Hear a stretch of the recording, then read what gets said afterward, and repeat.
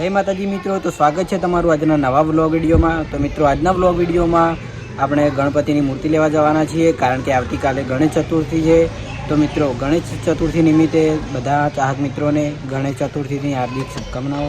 અને બીજી ખાસ વાત કે ગઈકાલે અમારે HK ઓફિશિયલ પાટણ યુટ્યુબ ચેનલમાં 10,000 સબસ્ક્રાઈબર પૂરા થયા છે।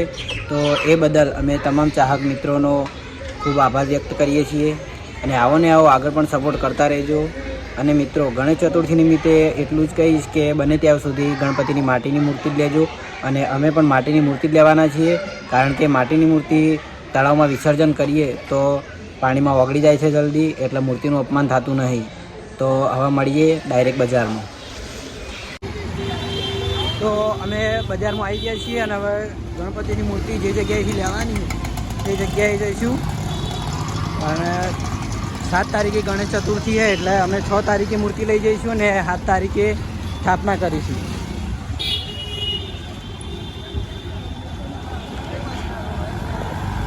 અને અમે બને ત્યાં સુધી માટીની જ મૂર્તિ લેવું, કારણ કે માટીની મૂર્તિ વિસર્જન કરીએ તો પણ તળાવમાં બધી માટી ઓગળી જાય, કારણ કે અપમાન ના થાય મૂર્તિનું એમ। અને મિત્રો તમને પણ વિનંતી કરું કે બને ત્યાં સુધી માટીની જ મૂર્તિ લેજો ગણપતિની, કારણ કે પેલી ચૂનાની મૂર્તિ લેવો તો 12 મહિના સુધી પણ એમની એમ તળાવમાં પડી રહે, એનું વિસર્જન કમ્પ્લીટલી થાય જ નહીં।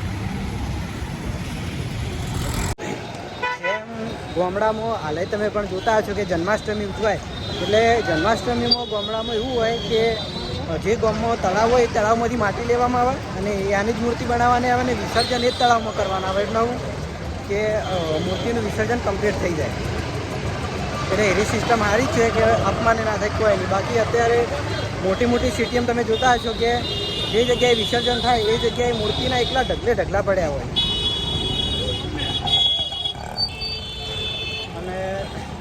બધું પછી ખોટું બધી ગંદકી થાય એના કરતાં માટીની મૂર્તિ પહેલાં પસંદ કરવાની। હવે ગણપતિની મૂર્તિ આવવાની ચાલુ થઈ ગઈ છે, તો અમે બને તે સુધી જો માટીની મૂર્તિ મળતી છે તે પહેલાં જઈશું, કારણ કે ઘરેથી જ નક્કી કરીને આવ્યા છીએ કે માટીની મૂર્તિ છે।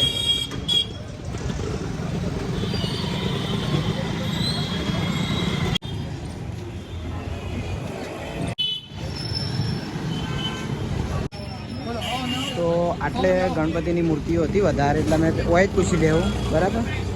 અને આટલાથી જે મૂર્તિ અમને પસંદ આવશે એ મૂર્તિ અમે લઈ જઈશું ઘરે।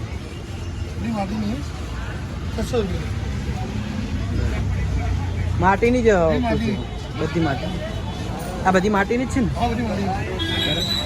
આ બધી મૂર્તિઓ માટીની જ છે। અમને દેખાવમાં એવું લાગતું હશે કે ચૂનાની, બરાબર, પણ ચૂનાની નહીં, મૂર્તિ બધી માટીની જ છે। માટીની મૂર્તિ એટલા માટે કે એનું વિસર્જન જલ્દી થઈ જાય।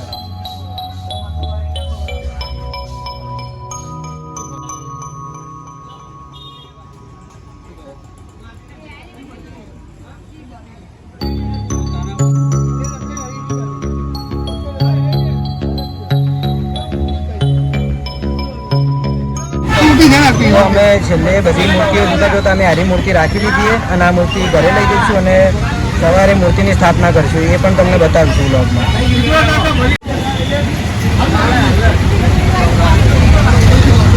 આ બધી મોટી મૂર્તિઓ હોય કે જે સોસાયટી કોમ્પ્લેક્સ એવી બધી જગ્યાએ ગણેશ ઉત્સવ થતો હોય, એટલે એ લોકો આવી મોટી મૂર્તિ લઈ જતા હોય, પણ અમે તો ઘરમાં જ સ્થાપના કરીએ ગણપતિની, એટલે નાની મૂર્તિ લીધી એમાં।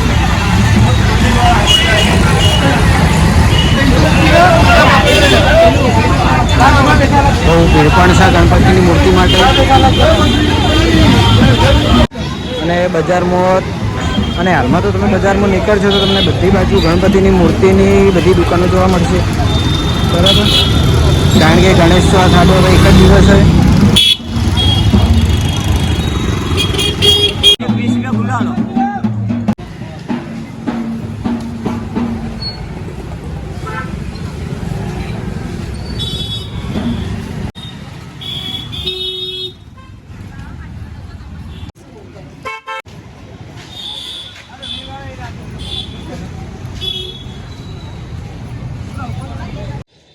તો મિત્રો હું ગણપતિની મૂર્તિ લઈને ઘરે આવી ગયો છું અને હું ઘેર આવ્યો તો આ હર્ષિત પણ આવી ગયો હવે ઘેર। જય માતાજી। આમ તો અમે 2 જણા જવાના હતા, પણ એ કે મારે નોકરીથી થોડું મોડું થાય એટલે હું એકલો જઈને લેતા આવ્યો, કારણ કે મારે પણ હવે થોડું કામ હતું બરાબર. એટલે હવે અત્યારે તો અમે મૂર્તિ સાચવીને મૂકી દઈશું અને સવારે ગણપતિની સ્થાપના કરીશું. તો એ પણ તમને બીજા વ્લોગમાં બતાવીશું. તો અમારો આ વિડીયો ગમ્યો તો લાઈક કરજો, શેર કરજો અને ચેનલને સબસ્ક્રાઈબ કરજો. અને મિત્રો બીજો ભાગ જોવાનું પણ ના ભૂલતા. જય માતાજી.